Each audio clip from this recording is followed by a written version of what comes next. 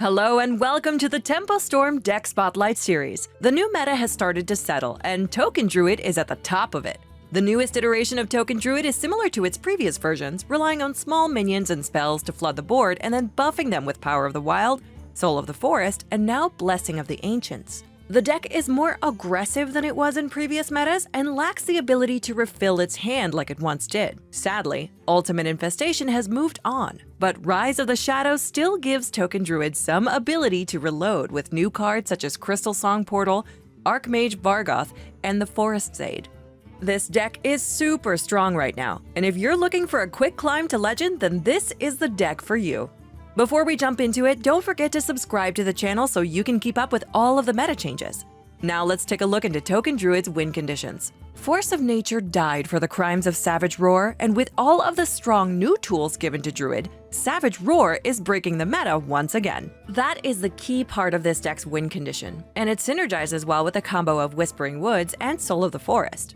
Other cards like Landscaping, Dreamway Guardians, and Acorn Bearer also help flood the board and work with your other buff spells. This is the essence of Token Druid's win condition. Flood the board and buff your minions so they stick, and then kill your opponent using Savage Roar. Against aggressive decks, prioritize board control.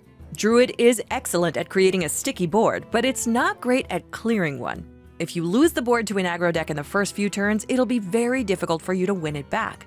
The only comeback mechanic Token Druid has is Swipe, and that often isn't enough to clear a board against a deck like Zoo. Don't be afraid to use buffs liberally on smaller boards either. Often having Soul of the Forest or Power of the Wild buff just a couple of minions will generate a huge tempo advantage early on. In these matchups, you should also play your 2-drops on curve even if you don't get full value out of their ability. For example, a card like Keeper Steladris or Dendrologist can be very valuable in the late game, but having a minion to contest a Flame Imp on turn 2 is much more important. For the slower matchups, it's all about using as few cards as possible to apply the maximum amount of pressure. A big mistake players make is buffing a wide board full of tokens right before the opponent's about to play a board clear. It's important to use buffs as ways to play around AoE in these matchups. For example, a card like Soul of the Forest is great against Mage because their board clears are expensive and won't be able to clear the Death Rattle effect.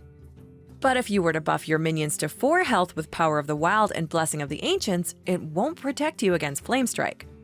In a lot of cases, it's also better to save Soul of the Forest when used in combination with Whispering Woods on turn 8.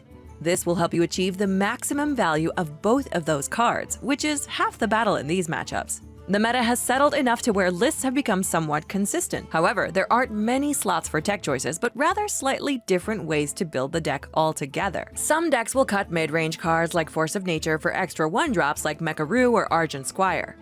Instead of Micro-Tech Controller or War Druid Loti, some versions will run Wrath for extra synergy with Keeper Steladris and Crystalsong Portal.